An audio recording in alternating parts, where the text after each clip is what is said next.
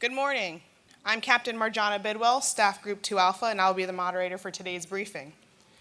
This briefing is for attribution. Today we have the honor of welcoming Dr. Shannon French. Dr. French assumed duties as CGSC's General Hugh Shelton Distinguished Visiting Chair of Ethics on February 1st, 2017.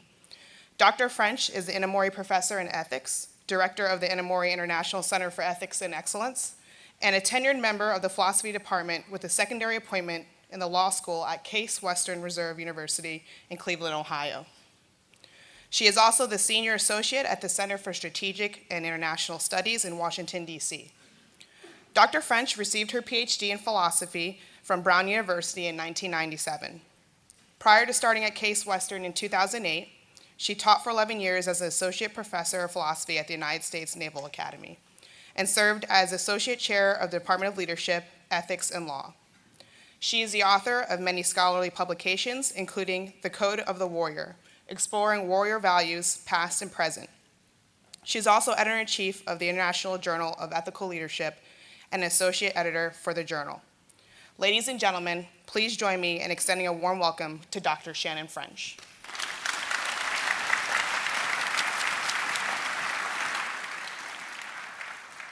Thank you so much. Thank you for that kind introduction. Good morning, everyone. You know, as we sit here talking about military ethics and so forth, I always like to point out to people that folks have a long memory when it comes to issues concerning the conduct of war. The reason I know this is that I am married to an Englishman, and every 4th of July, he goes around muttering about ungrateful colonials who hid behind trees. He's still very bitter, honestly. So, our theme for this entire symposium, I got so excited I started talking. I forgot to say, by the way, thank you. Thank you for having me back again this year. It is a great honor to be your Shelton Chair. And I'm very grateful to the foundation for making this possible. And I have very much enjoyed being able to float around the various sessions yesterday, as well as hearing the two presentations in the morning. So thank you for this opportunity. So once again, our theme for this symposium is understanding diverse worldviews. Well, this is a theme very close to my heart because I have spent most of my career studying warrior cultures throughout history. And I have found that there are timeless lessons that shine through all of them, that are true across these various cultures. I have also learned that it is not only important, but genuinely possible to get to know the values of both your allies and your enemies. You can understand them. But first, as you have also heard echoed throughout all of the presentations that you've been to so far, you have to be clear about your own values, your own moral identity. As the general wisely reminded us yesterday morning, moral relativism is not an option. Some actions are wrong, and they are always wrong. Or as Professor Lucas brilliantly proved yesterday morning as well, one man's terrorist is not another man's freedom fighter. Some moral stands cannot be avoided. So then, big question time. What exactly do you stand for and why? What is worth dying for and what definitely isn't? What, if anything, would be worse than death? What are the lines you can never cross without giving up the very parts of yourself that made you want to serve in the first place? This is actually where anyone who wants to live an ethical life has to start, with these kinds of questions. And perhaps the most urgent question is this one. Very simple, but very vital. What kind of person do you want to be, and why? And by the way, once you figure that one out, the next question is, how do you seek out or guard against whatever you need to in order to remain that kind of person that you've chosen? There's always another question, by the way. This is why they killed Socrates. You know, they gave him a hemlock cocktail because he asked too many damn questions. But this is what ethics is. And to answer these kinds of questions honestly, we have to acknowledge some very uncomfortable truths. And let me start with one. Every one of us is capable of anything. Great good or great evil. I believe this to my core.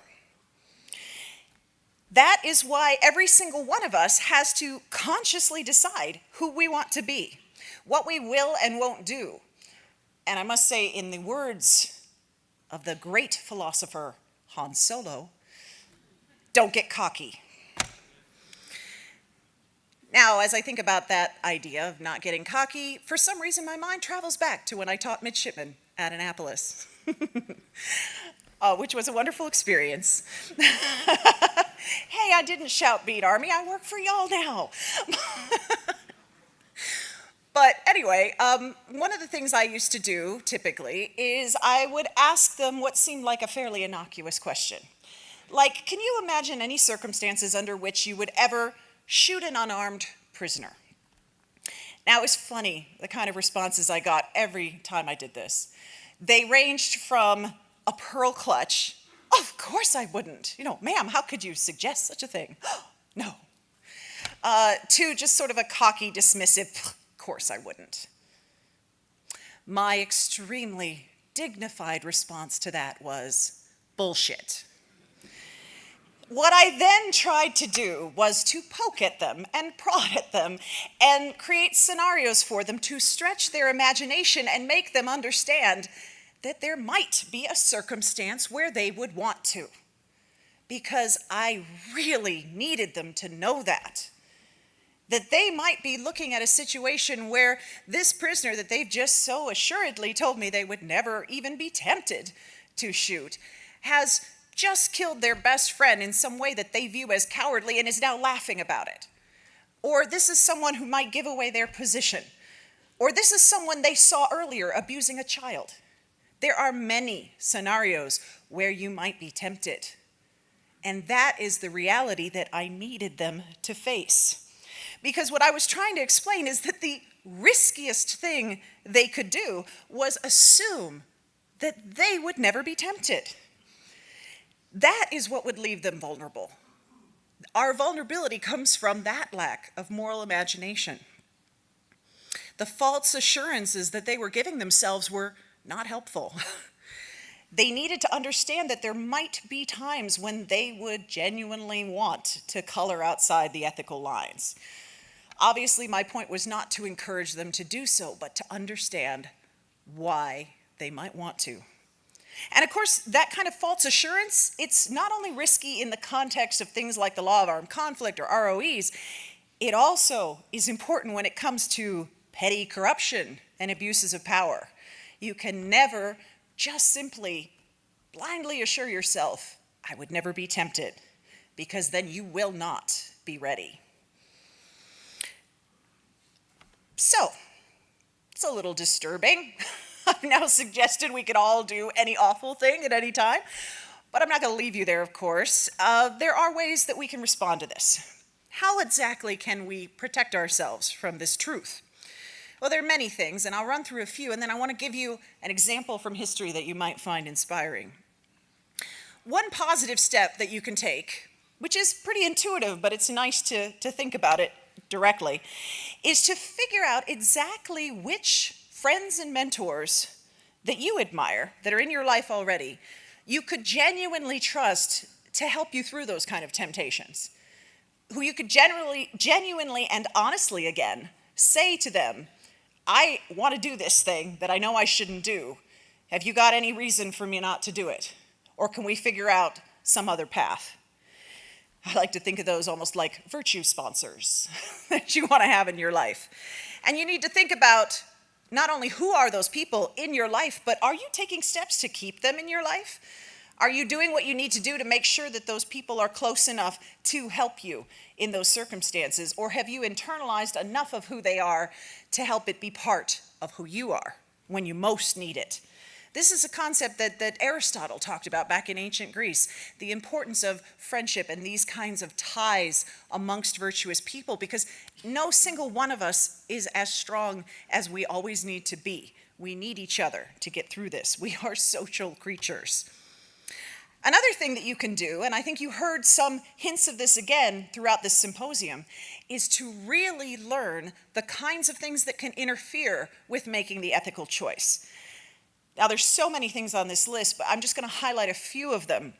For example, you need to understand the mechanisms of things like a false dilemma, where you get trapped in a mindset, the psychology is very strong, where you think you only have two choices. We call that a false dilemma, where you think, you only can do this or that. And it is very natural to do this. It has to do even with the way our brains work. And so when you get in that situation, you can start to absolutely be blind to other options. And you do need some other force from the outside to come in and brainstorm with you, because you just can't get there by yourself. But you need to understand that that's possible, that you can fail to see the other choice. Of course, there's other things that affect your ability to be the person you have chosen to be, and that includes, for example, a corrupt command climate, the influence of authority. We all know quite a lot about this, I'm sure, and you've studied things like Milgram and so forth. The influence of authority on us is very strong. You can resist it, but you have to understand how it works. That's how we arm ourselves, is to really know, hey, this person in authority may have that influence on me. Maybe I'm not always conscious of it, but it's there. And if you know that, you can strengthen yourself against it if it's a negative, if it's a pernicious influence. And also, you need to learn about the ability to shift in a healthy way between different kinds of tasks. This is another thing that we're learning more and more about as we understand the human brain. That, for example, when you are doing an intense analytic task, it effectively turns off your capacity for empathy for a while. This is just how our brains work. It's like a toggle switch. When one is up, the other is down. And you have to understand that and learn how to cycle between these modes when you have to shift. This is the kind of deep knowledge of how humans work that can arm you to help you get through ethical challenges. Still, another way that you can protect yourself is one that I'm quite fond of, given my background, and that is learning the stories of people who have been where you have been and have found the strength to do the right thing, despite the pressures and temptations to do otherwise. And I sometimes think we focus so much on wrongdoers. We really do need to spend some time on the right doers and figure out, how did they do that? How did that happen?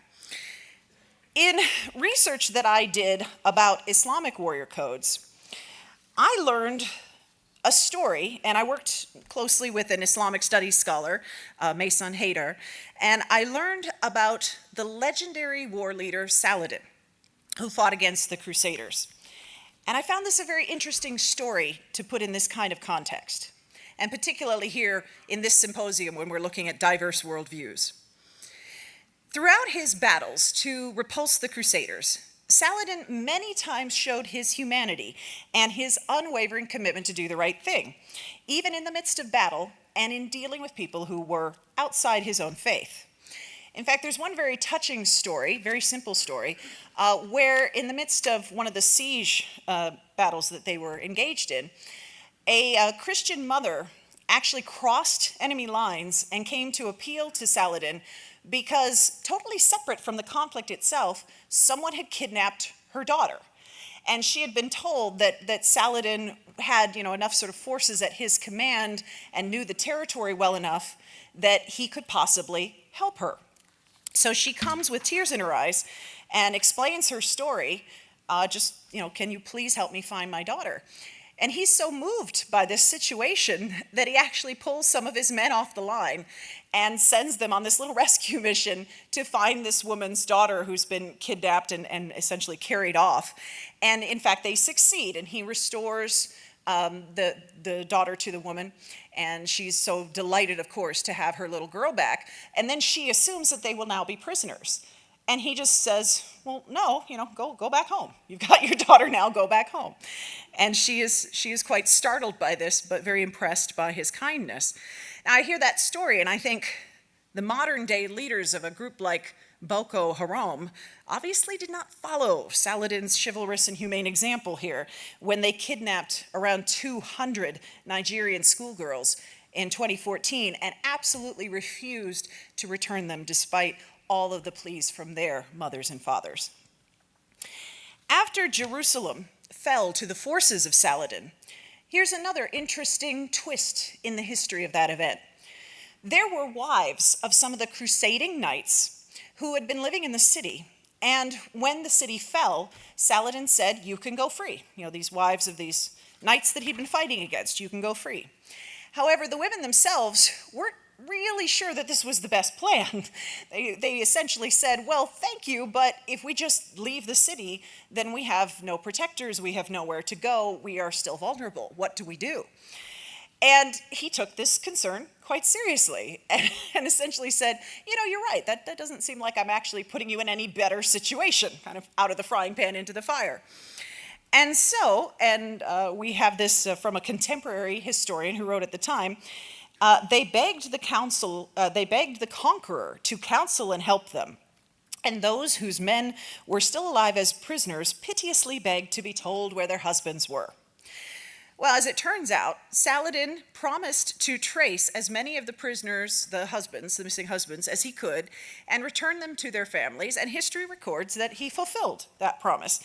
And in addition, he took money from his own treasury and distributed cash grants to each of the women and gave them each a little guard unit, to help them to another Christian city where they would be safe.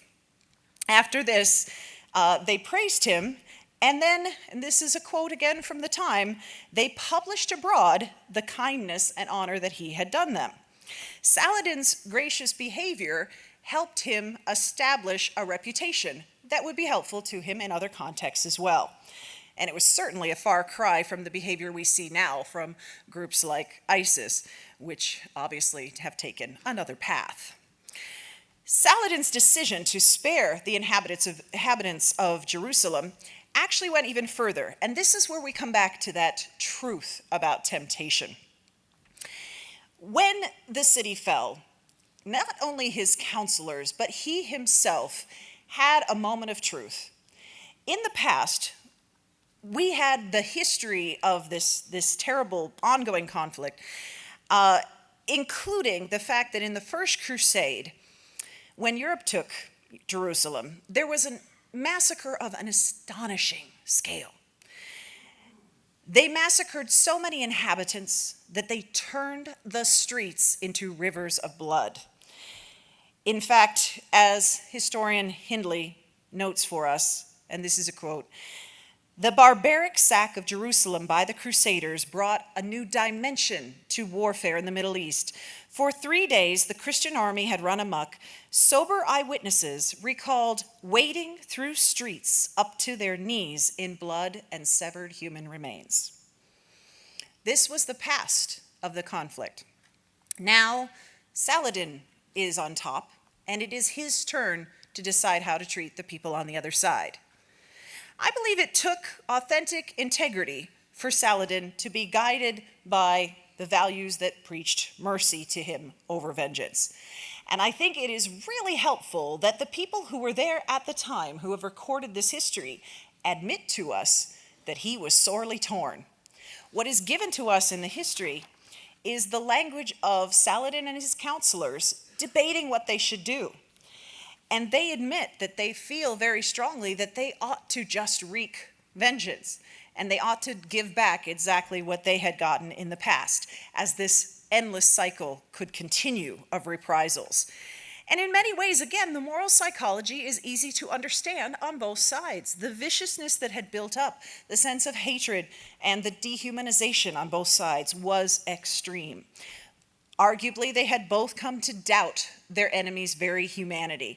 And so it was natural for them to question whether any codes or rules of engagement could really require them to exercise any restraint in this kind of conflict, in this kind of ugly war.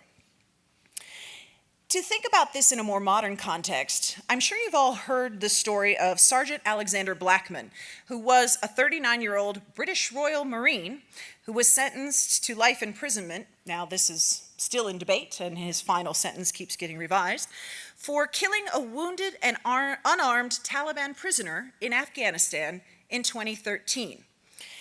It was reported at his trial that when he shot the man, Sergeant Blackman said to him, There you are. Shuffle off this mortal coil, you," expletive deleted. "It's nothing you wouldn't do to us." Think of that line. It's nothing you wouldn't do to us. I think that is a psychologically understandable line. And again, if you think it isn't, perhaps you are not using your moral imagination and understanding where he was at that moment. Sergeant Blackman had served several combat tours, including 3 in Iraq and 2 in Afghanistan. He had witnessed many horrors of war and undoubtedly had seen dishonorable behavior on all sides. And as a result, he had fallen into this mindset of anything goes, without understanding that the rules of war that he was being asked to follow were put in place to protect him, to stop him from sacrificing his own humanity, and that in the end, the actions of the others were irrelevant. Yes, perhaps your enemy tortures prisoners. This doesn't mean that you should, with moral impunity, torture him. The reasons for you not to torture are tied to your values, not his. The issue is not what the enemy does or does not do, but what your own code demands. So back to Saladin outside the gates of Jerusalem. Just like Sergeant Blackman, he was tempted to succumb to that seductive rage that had fueled so many grim reprisals on both sides. And again, the quotes from the time, Saladin's first instinct was to harden his heart against mercy. And he supposedly said, "We shall deal with you just as you dealt with the people of Jerusalem when you conquered the city, with murder, enslavement, and atrocities." Again, the terrible crimes of those original crusaders had left such a lasting impression throughout the Middle East. But this is not what he chose to do, or I would not have cited this story. Definitive leadership was required.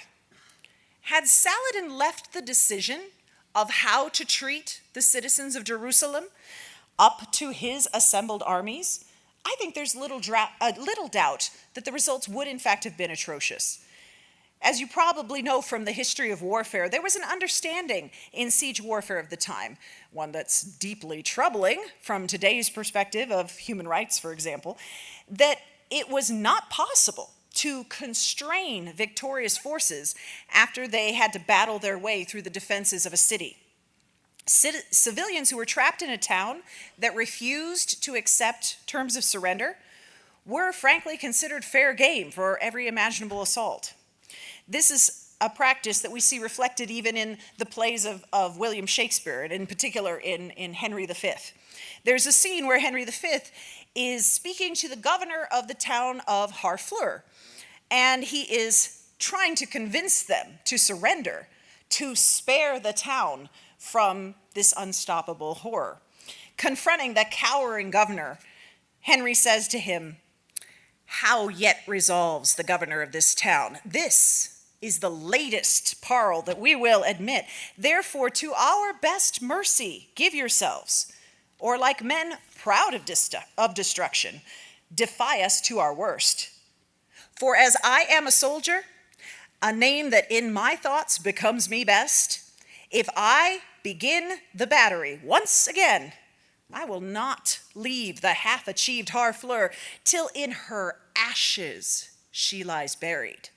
The gates of mercy shall be all shut up, and the flesh soldier, rough and hard of heart, in liberty of bloody hand, shall range with conscience wide as hell, mowing like grass your fresh fair virgins and your flowering infants. What's it to me, when you yourselves are cause, if your pure maidens fall to the hard forcing and hot violation? What reign can hold licentious wickedness, when down the hill he forces his fierce career. Therefore, you men of Harfleur, take pity on your town, while yet my soldiers are within my command.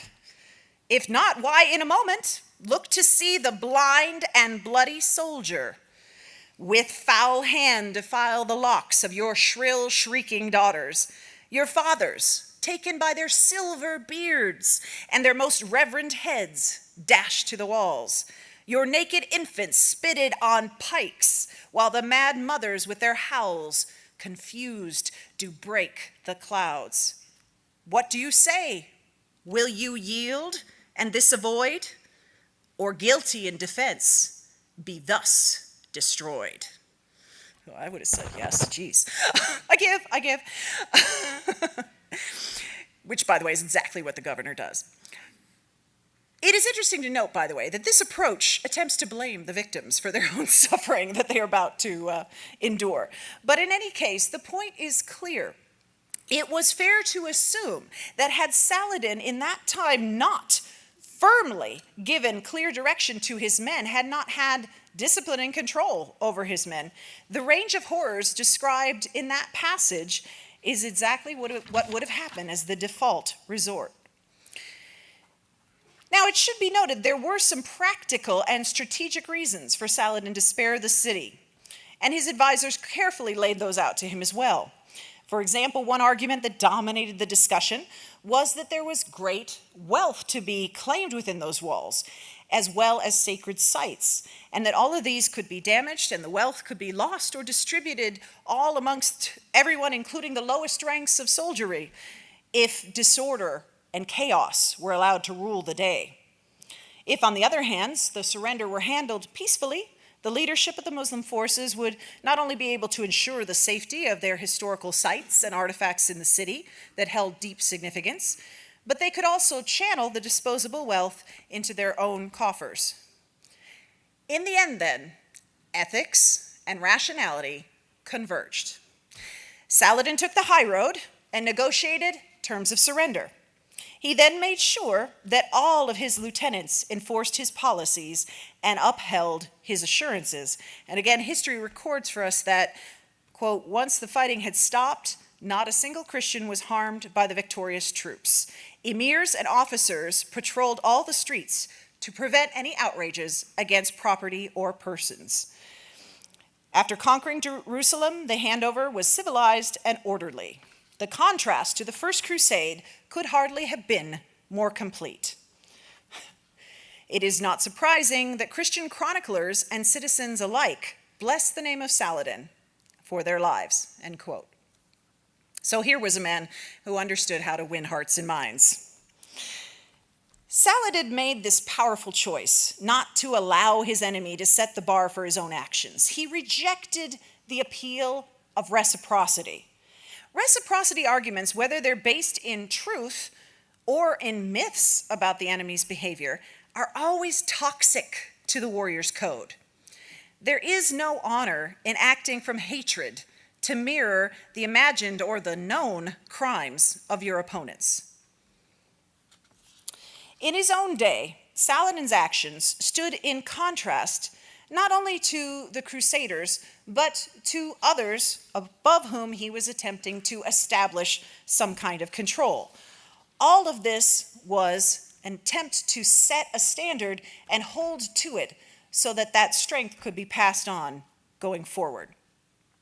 And it's important to note that Saladin continued to act honorably towards the crusading forces, even after specific terrible incidents, such as a case where Richard the Lionhearted, who I always thought of as a super exciting, nice king because of the Robin Hood stories, turns out he executed almost 3,000 unarmed prisoners of war in front of Saladin's troops to anger them. But even after incidents like that, Saladin stuck by his commitment.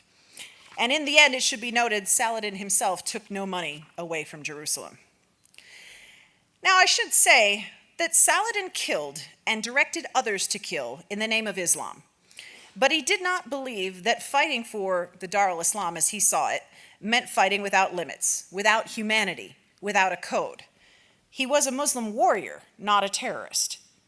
Saladin was not faultless. And delving further back into history, there are some extremely questionable aspects of his initial rise to power. It seems, for example, that he put down a potential coup against him back in Egypt in his 20s without any of that patience or mercy that seemed to characterize him later in life. I'd like to think that perhaps he learned from those events how hard it is to live with himself and reestablish command after placing expediency ahead of ethics. In any case, even allowing for some romanticizing, Saladin's story is overall a stirring combination of strategic success that is partnered and paired with value and restraint.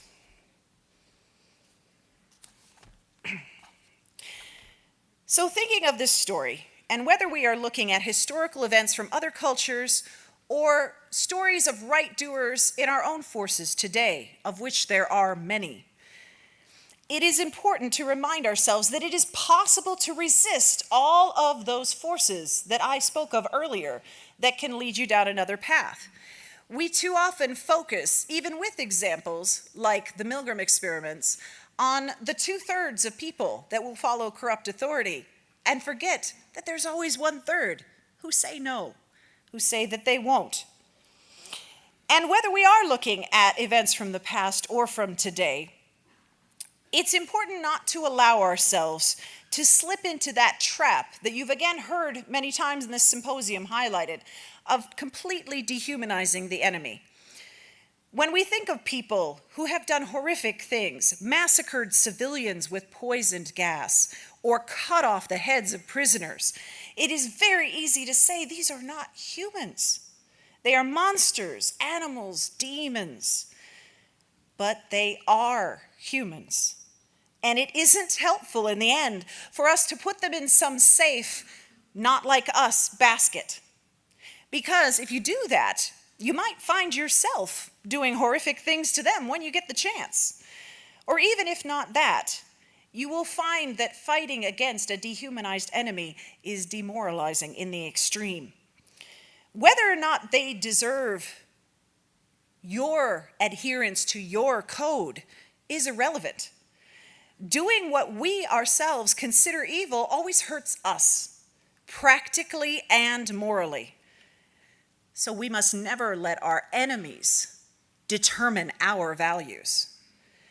In the panel on Syria yesterday, I heard Lieutenant Colonel Brian Steed remind us that, and I'm going to try to quote or paraphrase here, once you define your enemy as evil, it removes the chance that you can ever understand them.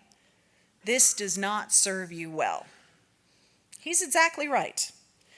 Dehumanizing puts your enemy in another category that feels fundamentally unknowable, and you can't defeat what you can never understand.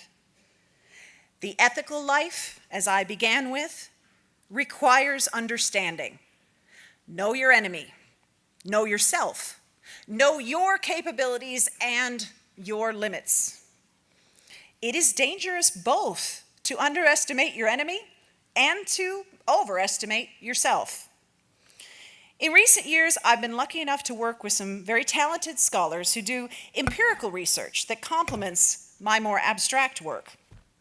I find it very reassuring, as I referenced earlier, that new work in fields like neuroscience actually backs up what warrior cultures seem to have intuited for centuries, that it is bad for our brains as well as for our souls to fail to recognize fully the humanity that we share with those whom we fight.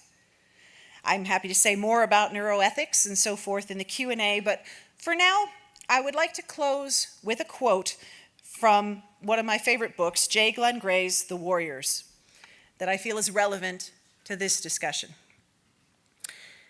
The ugliness of a war against an enemy conceived to be subhuman can hardly be exaggerated. There is an unredeemed quality to battle experienced under these conditions, which blunts all senses and perceptions. Traditional appeals of war are corroded by the demands of a war of extermination, where conventional rules no longer apply. For all its inhumanity, war is a profoundly human institution. Thank you.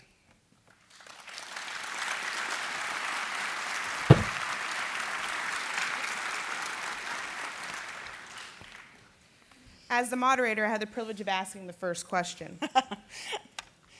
Dr. French, what are your personal thoughts on where our military stands with respect to ethics? What do we do well, and what would you recommend we work on? Well, that's an enormous question. I appreciate it. I was the one saying questions are good.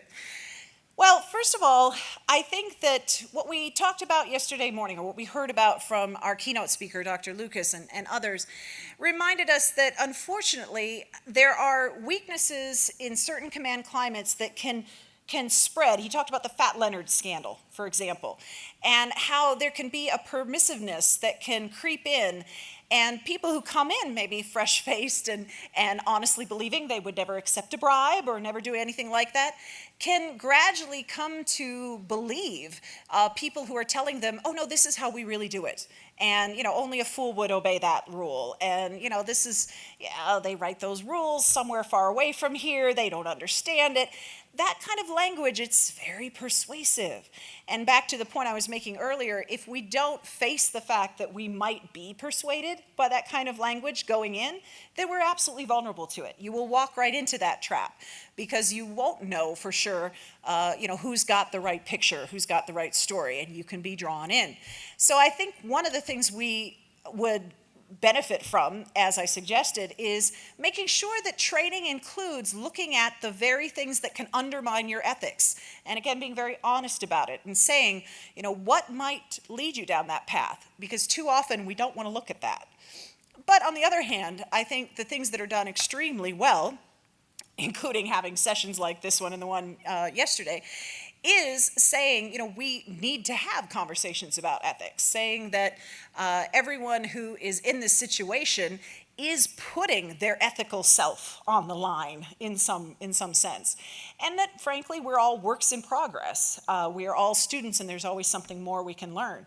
And I find that attitude very broadly whenever I work with the military, and I find that perhaps even stems from the knowledge that whether it's a practical skill or an abstract one, you can always get a little better. You can always get an edge. And I think that attitude is extremely helpful in ethics, to say, no, I'm not done. I could maybe add another layer of strength to my character that will help me in a situation down the road. So I'm grateful for that. Awesome. We'll now open the floor to questions.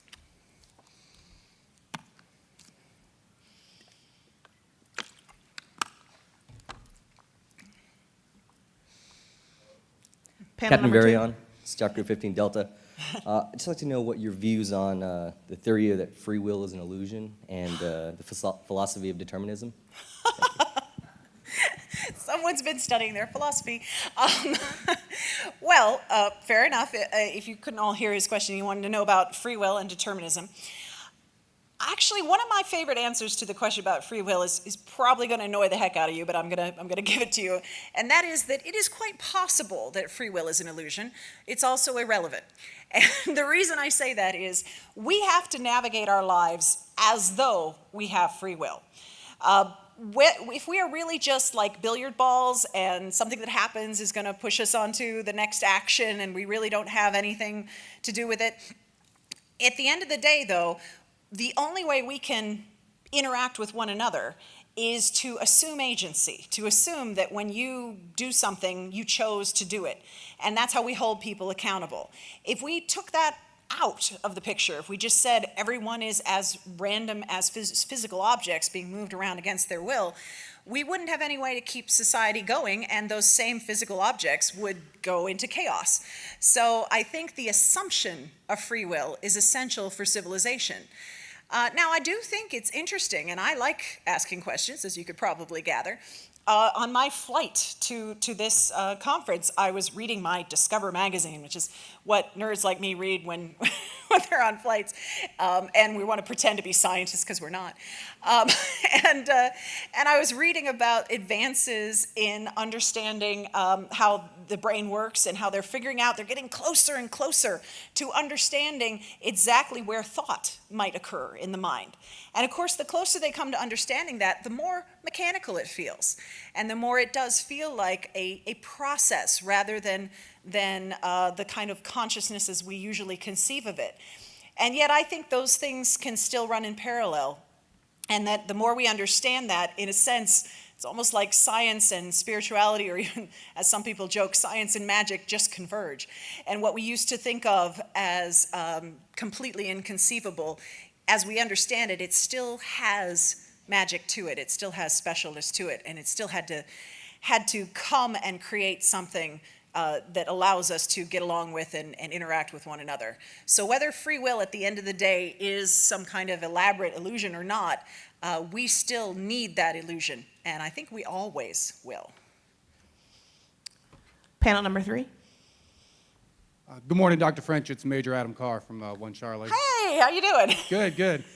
I'd wonder if you tell us how you ethically frame the scenario where, say, I personally adhere to my code in dealing with enemy prisoners of war in my control, but I hand them off to an organization that I am reasonably certain doesn't share my values. How culpable am I in that calculation? Well, wonderful question again, and hello again.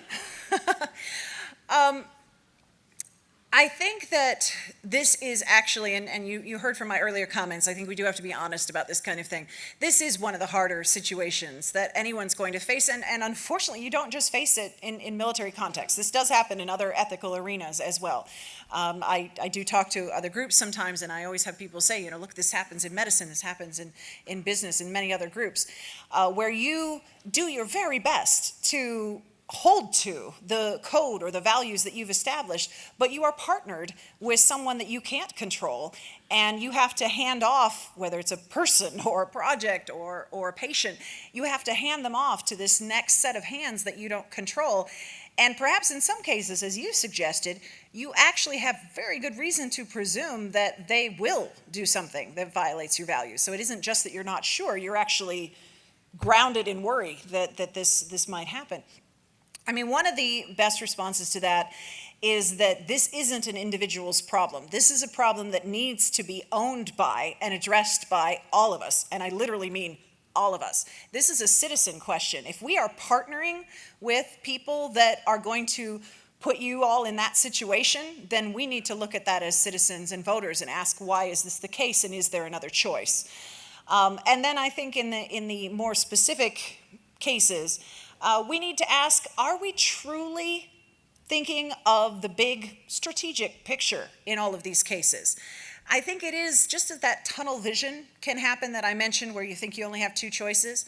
I think it is quite common for expediency to trample ethics in a way that doesn't look long-term, that doesn't stop and say, look, we are associating with this negative organization or this negative group in some way, and that association is gonna stick to us. And we are always going to bear the weight of what they do as partnered with us. And no matter what good we do, people who know that we passed off someone to this other group are going to judge us for that. And it's going to taint our relationship and prevent us from achieving whatever goals we're trying to reach. So I think that the broader question, it really is more of a policy question than an individual question, is to genuinely really doubt that that is a choice that we ought to make. Because I myself am extremely uncomfortable with it. I don't like the position that it puts you all in, and I also don't like the idea that down the line we then have to bear the weight of not only everything we do, but everything the people we partner with do. And that weight could drown us. That is a danger.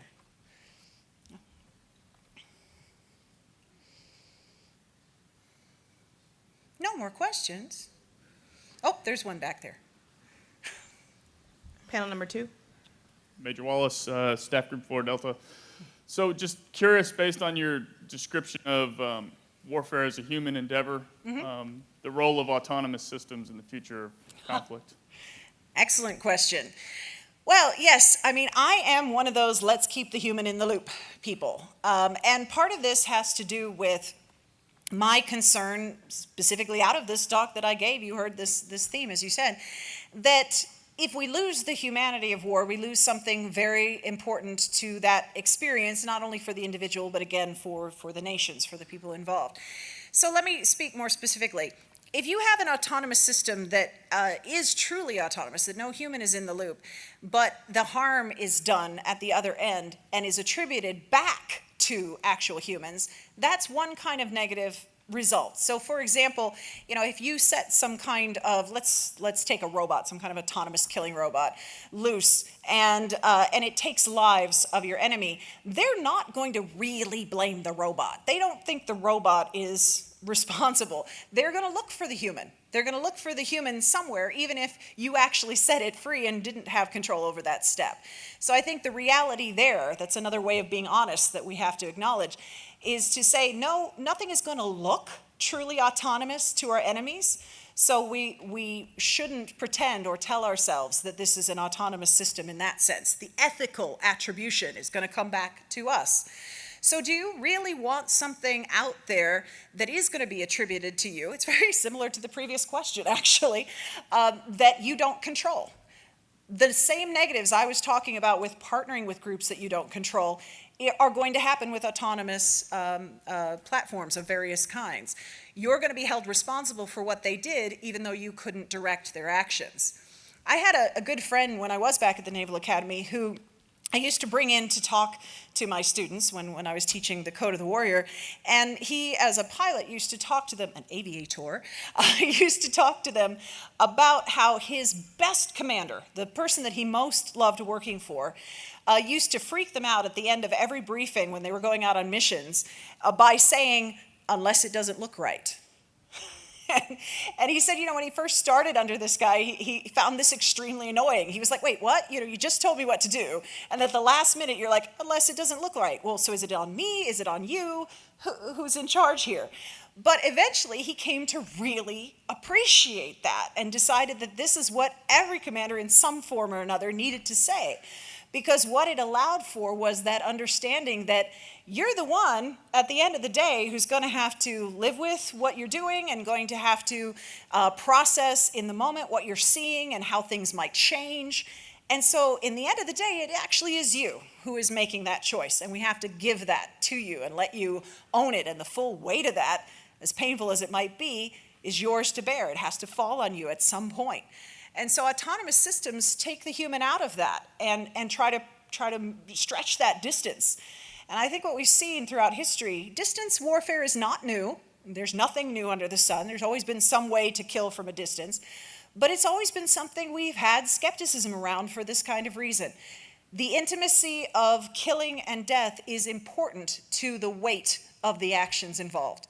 And so I'm not a big fan, as you can probably tell from all this, of autonomous systems. It's not that I want to put more humans at risk, but I think we put them at a different kind of risk if we are overly reliant on those kinds of platforms. I'll go ahead and ask a second question. In your opinion, how has social media changed and influenced ethics? Ooh, interesting. Social media. There's one of the most negative things about social media, and I use it, so I'm not speaking from some holier-than-thou position. One of the most negative things about it, as most people will point to right away, is when it allows anonymity. If you don't have to say who you are, and then you can say whatever you want, it's not going to bring out your best self. This is something that we've seen many, many times in many ways. And again, social media is one platform that does that, but I just said there's nothing new under the sun. There's always been ways, whether it was an anonymous note, I'm sure they had, anonymous papyrus back in Egypt or something, but whatever it's always been, the ability to say, I'm going to do this thing but not own it, is dangerous from an ethical perspective. It gives you a sense of immunity, or maybe even gives you immunity, that we don't like. I mean, I take you back again to one of our famous philosophers, Plato, who wrote a thought experiment about someone with a ring that turned them invisible. I know, Tolkien totally stole that. But he has this story called The Ring of Gyges, where he imagines a very virtuous person suddenly able to be invisible. And what do they do? And I'm going to totally ruin it for you, spoiler alert, but the bottom line is he does horrible things eventually. And he doesn't start out that way, but as soon as that immunity feeling kicks in, it brings out the worst.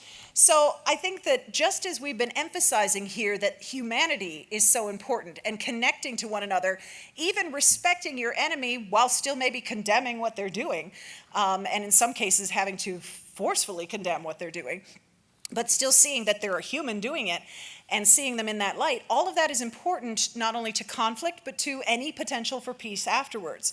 And then on the one-to-one human scale, when you're trying to build units, when you're trying to build cooperation, having the ability to say horrible things about people under that cloak of anonymity is always going to be a threat to that kind of bond. It's always going to be a way that people, instead of treating one another as human, as treating one another with dignity and respect, are finding a workaround for that. So there's a lot of negative there. Having said all of that, I will throw in one positive. I told you I use social media. It can, on the other side, be a way to create community or to reinforce communities at a great distance. So I think on the positive, if you see social media as a way to learn about the world, to get to know people who are very different than you are, and to hear their stories and share your stories with them, that can be wonderful. And we can look across the globe and see someone, whether they are rejoicing or suffering, and we can feel their humanity through that medium.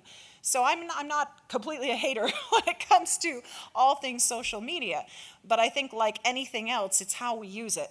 And to the degree that we use it to hide who we are and act in ways we would not own if we had to admit that we were the one doing it, that's never going to turn out well. Panel number 1.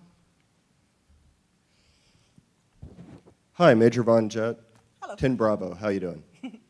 I had a question in reference to the response that you gave the gentleman over on this side of the room that I believe was an acquaintance of yours earlier about percentage of culpability with regard to giving a prisoner of war or a detainee back to the host nation government. And what I heard, and I want you to clarify this, what I heard was that if I have done that action, that I am some way culpable because of my knowledge of the way that they might be treated by their host nation government, and that I share in that culpability. And if that's what you're saying, then I disagree, because as a U.S. soldier, I judge everything I do against, a bar of, is it legal, is it moral, is it ethical, and that, as an officer, the onus is on me to make that decision at that point if it's to be done, and in accordance with regulation, everything backing me, this is all something that we've done, and to kind of whitewash the whole room, and because I'm sure I'm not the only one that's done it, is to say, oh, you're all culpable,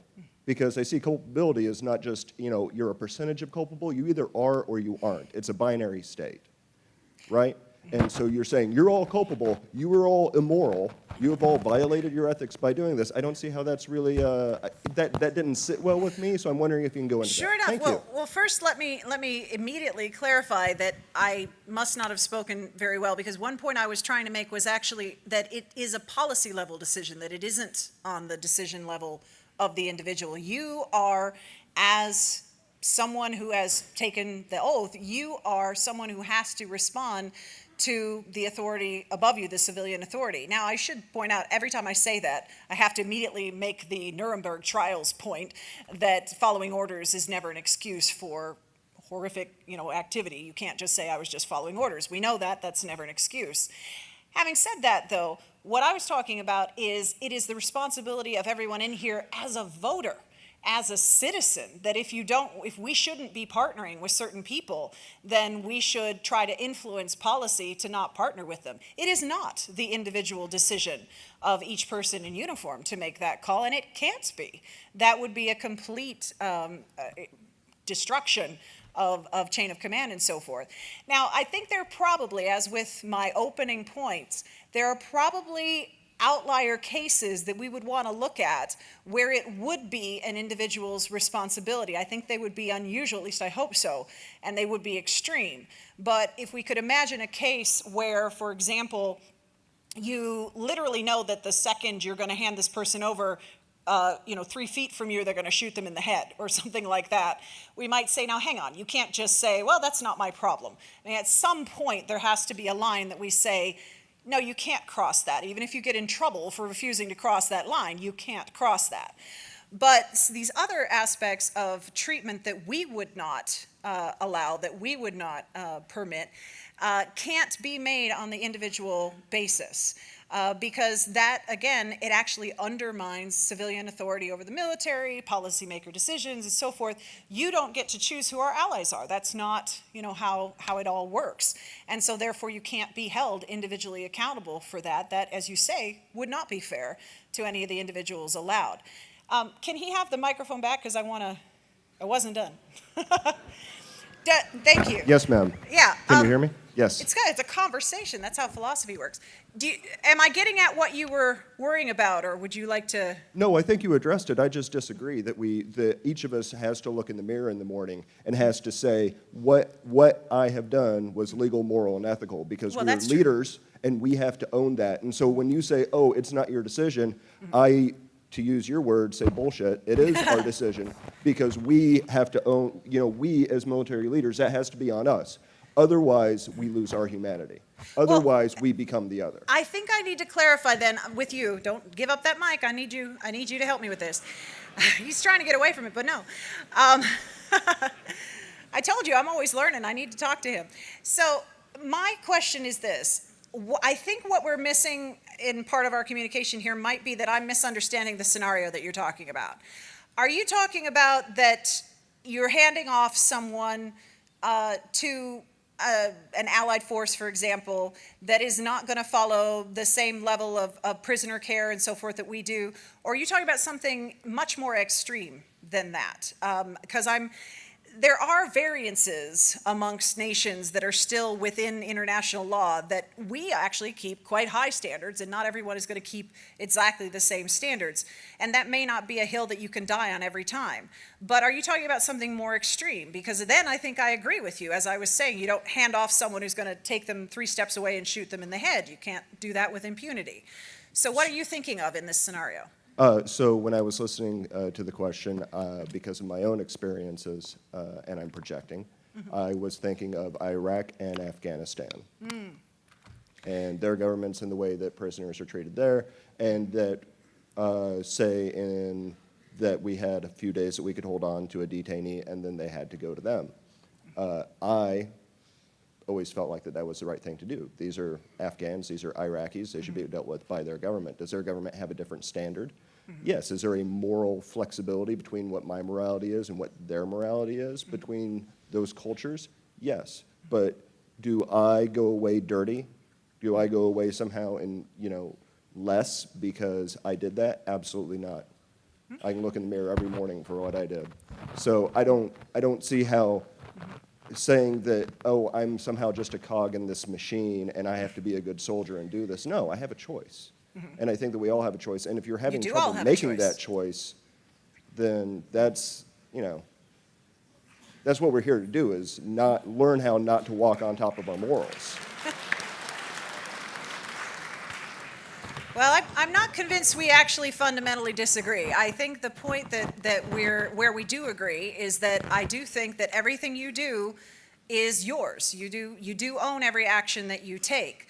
What I was talking about is, in very practical terms, whether you have to live with it or not, there are cases where you can't change something in the moment and where you can't die on every hill, and you have to decide exactly, is this the moment where I need to take a moral stand, or is it not? And I think there are some cases where it absolutely is, and you should give up your career, and you should potentially even give up your life to do the right thing. I absolutely believe that with all of my heart. But I also think there are cases where it's not that you're a cog in the machine, but where it doesn't rise to that level, which is why I was trying to get clear on what are you saying is going to happen to these prisoners. Are we talking about subtle differences in care, or are we talking about abuse on a level that you shouldn't be asked to live with or be part of?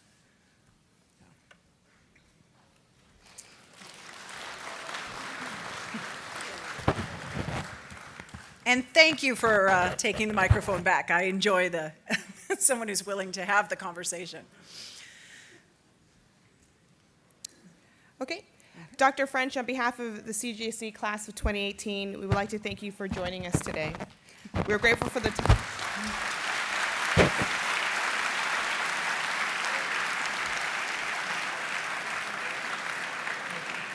At this time, I'll be followed by Chaplain McKinney. They were trying to leave. Almost.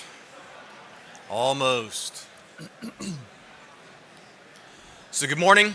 I'm Chaplain McKinney, and before we release you to your staff groups for a wraparound, we'd like to take just a moment to say thank you to those contributors who made this event a great success. First, to our two guest speakers, Dr. George Lucas and Dr. Shannon French. Would you please come forward?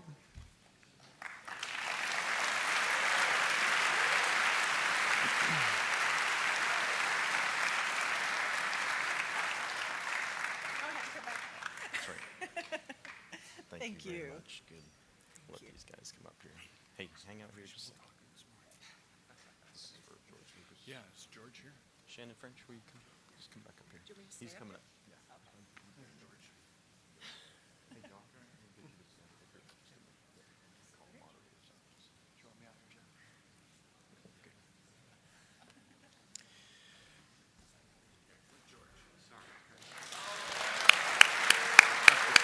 No pressure, right?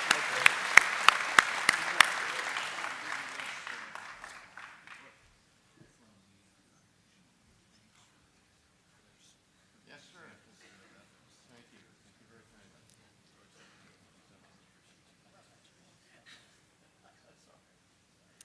All right, great. Second, to our panelists and breakout session leaders. In order to facilitate such a large event with a large student body, we rely on the experience and expertise that is represented in this room, in this building, and in institutions across the world. This year, we have truly had some great speakers.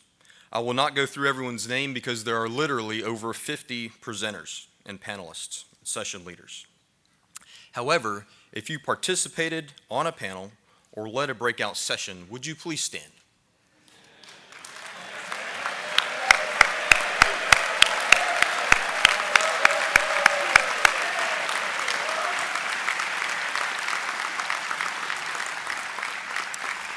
I would like to personally thank the panel moderators.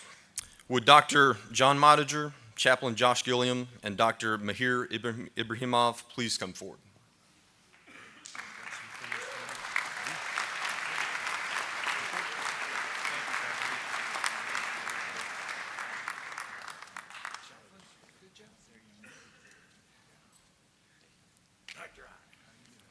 These gentlemen were the intellectual prowess behind putting these panels together and managing the logistics. So thank you very much for your contribution to this event. Next,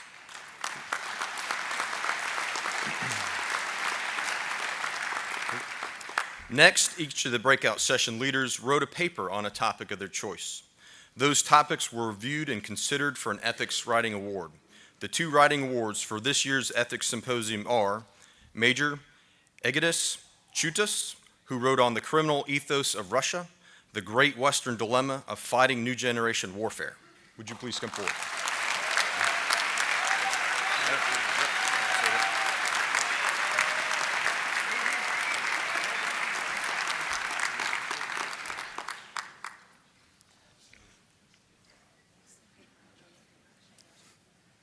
It's got to run the gauntlet. And finally, Dr. Richard McConnell and Major Evan Westgate, who wrote on What Were You Thinking? Discovering Your Moral Philosophy Using the Forensic Approach. Gentlemen.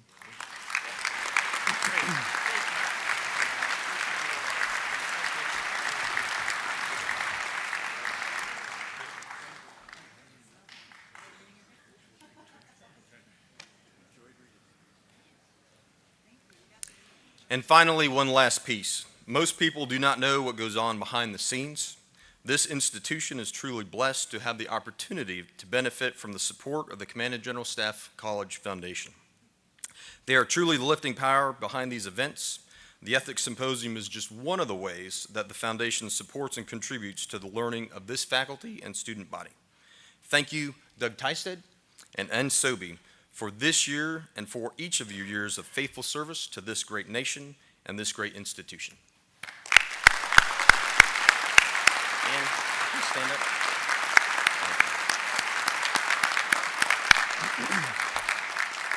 Now the moment you've all been waiting for. This concludes the 2018 CGSC Ethics Symposium. Please provide us with feedback during your wraparounds and most importantly, what we can do better next year. Thank you.